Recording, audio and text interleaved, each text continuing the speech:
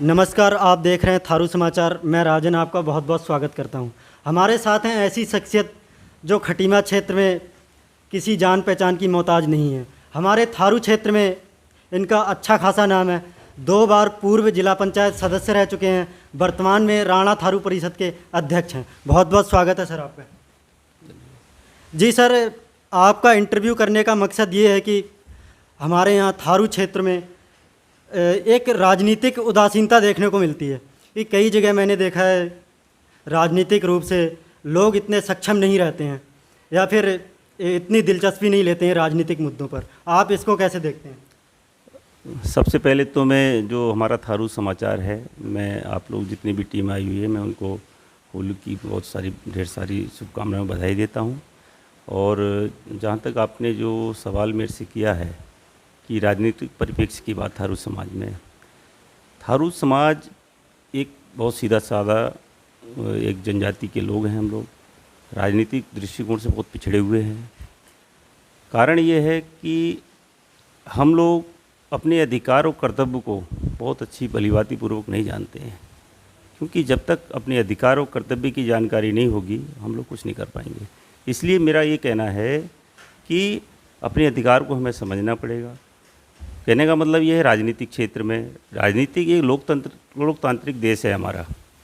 लोकतांत्रिक देश होने के नाते प्रजातंत्र में नेता का होना बहुत ज़रूरी है। जब तक आपके समाज का लीडर नहीं होगा, जब तक आपकी कोई आवाज़ नहीं है, क्योंकि वह नेता ही आपकी एक आवाज़ बनेगा। वो चाहे विधानसभा में हो, चाहे लोकसभा में हो, चाहे अपने लोकल क्षेत्र में कोई ऐसे मामले हों, तो वो उसकी एक आवाज़ बनेगा, शासन प्रशासन तक पहुंचाएगा, तभी उस दबे कुचले वंचित समाज की एक आवाज़ बनेगी। इसलिए हम लोग थोड़ा सा राजनीतिक क्षेत्र में पिछड़ा होने के नाते हमारी आवाज़ ऊपर तक नहीं पहुंच पाती है, जिसमें हमारे जितने भी केंद्र सरकार और राज्य सरकार के द्वारा जो हमारी जन कल्याणकारी योजनाएं होती हैं उनका पता नहीं चल पाता है और शासन प्रशासन इसमें मौन रहता है। जी, पुलवामा हमले में शहीद वीरेंद्र सिंह राणा हमारे समाज से ही थे। वहाँ पर इस बार उनका शहीदी दिवस लास्ट बार हमारी टीम थारू समाचार की टीम वहाँ पे विजिट करने गई थी, श्रद्धांजलि देने गई थी। लेकिन वहाँ पे हमारे थारू समाज से ही काफ़ी कम लोग पहुँचे। तो जहाँ पे मुझे लगा कि हमारे थारू समाज के ही लोग वहाँ पे उनको एक कम सम्मान की दृष्टि से देखा जा रहा है। इसको आप कैसे देखते हैं? नहीं, ऐसी बात नहीं है। ये बहुत बड़ी शहादत हुई हमारे समाज में। एक हमारे समाज का एक जवान पुलवामा जैसा एक जघन्य एक आतंकवादियों द्वारा हत्याकांड जो हुआ है, उसमें ऐसी बात नहीं है कि हमारे समाज के लोग वो ना हो, लेकिन भावनात्मक रूप से काफ़ी लोगों के अंदर ये है कि हमारे समाज का एक लड़का शहीद हुआ है। और रही समाज की बात और हमारा संगठन की बात, हम लोग समाज के लोग भी हमेशा गए हैं, हर पुण्यतिथि में गए हैं। हम लोग शाम को गए थे, हमारा पूरी टीम गई थी, हम श्रद्धांजलि उनको दिए हैं। और पहले भी उनके जितने भी हम कार्यक्रम वगैरह होते हैं, जैसे यहाँ पर है पूरे राणा थारू परिषद के लोग उनको श्रद्धांजलि देते हैं हम थारू विकास भवन में। और उनके नाम से हमने वॉलीबॉल टूर्नामेंट का भी आयोजन किया गया। हमेशा वो हमारे दिल में बसे हुए हैं। ऐसी तो कोई बात नहीं है फ़िलहाल।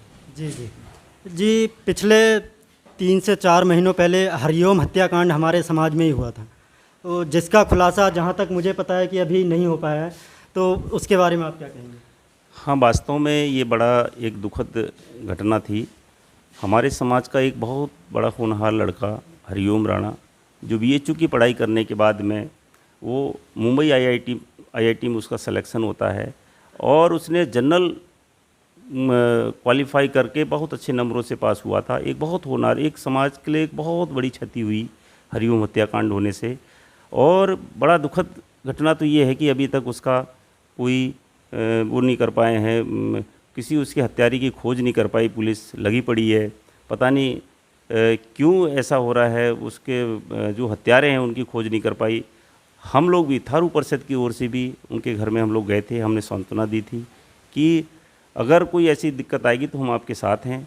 फिर राणा थारू परिषद ने इसमें पहल करते हुए हमारा एक डेलीगेशन कमलेश भट्ट जी जो हमारे थाना प्रभारी थे, उनसे भी हम मिले थे और हमने उसकी सीबीआई जांच की मांग की। हमने कि अगर मान लिया जाए ये खुलासा नहीं कर पा रहे हैं तो उसकी सीबीआई की जांच हो, उच्च स्तरीय जांच हो, जिससे ये खुलासा हो, पर्दाफाश होना चाहिए।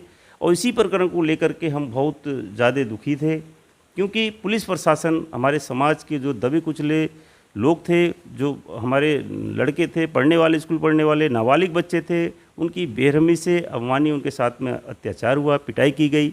हम उसकी बड़े कड़े शब्दों में हम निंदा करते हैं और हम भी चाहते हैं कि हरिओम हत्याकांड का खुलासा हो, जिससे कम से कम उस सामने तो आए कि कौन ऐसा शख्स है कि इतनी बड़ी वारदात करके अभी तक उसका खुलासा नहीं पुलिस कर पाई है। इसलिए हम इसकी कड़े शब्दों में निंदा करते हैं और इसकी हम अभी भी उच्च स्तरीय जांच की मांग करते हैं। जी, हमारी राज्य सरकार, उत्तराखंड सरकार और प्रशासन हमारे थारू समुदाय को किस दृष्टिकोण से देखते हैं? यहाँ पर मुझे तो ये देखने को मिला है, सरकार तो मात्र हम थारू लोगों को वोट बैंक के रूप में इस्तेमाल करना चाहती है और किया है। और बहुत अच्छा, मतलब तो जब थारू समाज की जब अधिकार की बात आती है तो ना शासन प्रशासन ना सरकार इसको कोई मानने के लिए तैयार नहीं होती है। आज मैं प्रशासन की बात करूं, अगर अपनी बात को लेकर के हम प्रशासन में जब जाते हैं, एसडीएम हो, तहसीलदार हो, कहीं पर भी हो, XYZ कोई भी संस्था हो, तो वहाँ पर थारू समाज के लोगों को निम्न स्तर से देखा जाता है।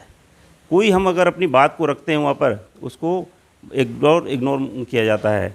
अभी हाल ही में मैं एसडीएम के पास गया, क्योंकि एसडीएम से हमारी कई मुद्दों पे जब चर्चा होती रहती है, हम ज्ञापन देते हैं, और हमारा चाहे एटीएस का मामला हो, एटीएस को भी हटाने की बात कर रहे थे, आईटीआई को जनरल करने की बात कर रहे थे ये लोग, तो हमने उसमें राणा थारू परिषद ने बहुत जम के डट के मुकाबला किया और इसको हमने नहीं होने दिया। अभी हाल ही में आश्रम पद्धति विद्यालय को वहाँ से हटाने की बात कर रहे थे ये लोग, तो हमने इसका पुरजोर विरोध किया। इस संदर्भ में एसडीएम से जब मिला तो एसडीएम के स्पष्ट ये शब्द थे कि आपको वहाँ से क्यों नहीं हटाना चाह रहे हो आप लोग। हमने कहा भैया देखिए, हमारा ये एक आश्रम पद्धति जो विद्यालय है, हमारी एक धरोहर है, ये हमारी अस्मिता से जुड़ा हुआ मामला है, हम इसे किसी कीमत पर नहीं उठाने देंगे। तो एसडीएम का ये था कहना कि ये इसमें एक कोई मार्केटिंग कॉम्प्लेक्स बनाया जाएगा। मैंने को मैडम आप प्रशासनिक अधिकारी हैं, प्रशासनिक अधिकारी होने के नाते आप ये नहीं कह सकते यहाँ पर हम वो बनाएंगे। क्या आपकी भूमिका क्या है इसमें, क्या आपकी भी हिस्सेदारी है?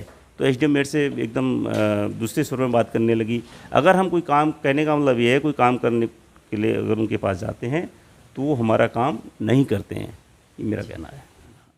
राणा थारू परिषद संगठन है, ये पूरे थरवाट में प्रसिद्ध है सर। क्या ये मेनली दबे कुचलों के लिए काम करता है या फिर सभी समुदायों के लिए काम करता है? अगर थारुओं के लिए काम करता है विशेष रूप से, तो कैसे काम करता है, किस प्रकार का काम करता है, इसके बारे में बताइए। ये राणा थारू परिषद एक हमारा सामाजिक संगठन है। ये सन 1965 में हमारे जो बुजुर्ग लोगों ने हमें एक संगठन देकर गए हैं। आज उसी की देन है, इसी मंच के माध्यम से आज हम लोग यहाँ तक पहुँचे हैं। और राणा थारू परिषद केवल हमारे थारू समाज के उत्थान की बात, जैसे उनके सामाजिक, राजनीतिक और शैक्षिक और उनके जो भी ऐसी कमियां होती हैं उसको हम पूरा करने का प्रयास करते हैं। शासन प्रशासन में लड़ाई लड़ते हैं, उनके सामाजिक स्तर की बात करते हैं, उनकी ज़मीन संबंधी जो मुद्दे आते हैं उसकी बात करते हैं। समाज में अगर अत्याचार होता है तो उसकी हम जम करके मुकाबला करते हैं और लड़ाई लड़ते हैं। शासन प्रशासन में उसकी आवाज़ को उठा करके हम लोग राणा थारू परिषद जो का हमारा समाज है उसको हम बचाने का प्रयास करते हैं। जी जी, अभी हम थारू विकास भवन परिसर में बैठे हुए हैं। थारू विकास भवन की क्या भूमिका है थारुओं के विकास में?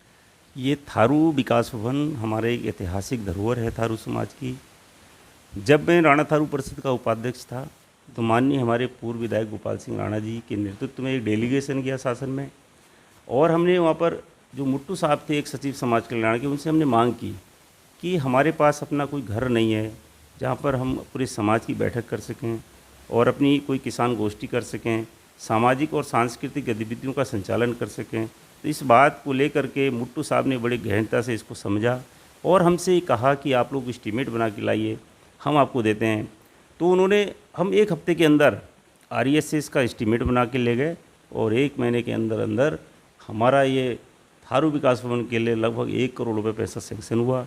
आज ये धरोहर आपके सामने है और थारू समाज के लोग इसमें अपनी सांस्कृतिक गतिविधियों का संचालन खूब कर रहे हैं और एक हमारी एक धरोहर के रूप में इस्तेमाल की जा रही है और हमारी थारवाड़ की एक शान है ये थारू विकास बोर्ड। जी जी जी सर, जैसा कि पूर्व में आपने एमएलए का चुनाव लड़ा था, क्या इस बार भी आप 2022 विधानसभा चुनाव में एक एमएलए के रूप में भागीदारी करेंगे? अभी हम लोग देख रहे हैं, माहौल देख रहे हैं। कारण ये है कि यहाँ पर होता क्या है कि बहुत हमारी यहाँ पर 2 पार्टियाँ लगभग हैं उत्तराखंड में, भारतीय जनता पार्टी और कांग्रेस। इसमें पहले से लोग दावेदारी कर रहे हैं। हम हमारे पास भी ऑफ़र आ रहे हैं कि आप लोग भी आओ, आप आओ, आपका नाम है, आपको जानते हैं लोग, आप कोई नाम के मोहताज नहीं हो। तो मैंने कहा देखिए अभी हम ये बड़ा मतलब सोचने का विषय है। हम भी अगर कहीं से सपोर्ट मिलता है, अगर समाज के लोग कहेंगे, जनता कहेगी, क्षेत्र की महान जनता कहेगी तो कोई बड़ी बात नहीं। हम लोग तो 20-25 वर्षों से राजनीति कर रहे हैं और उतर भी सकते हैं हम लोग चुनाव में। जी मतलब सर अभी माहौल देख के आगे पता लग जाएगा।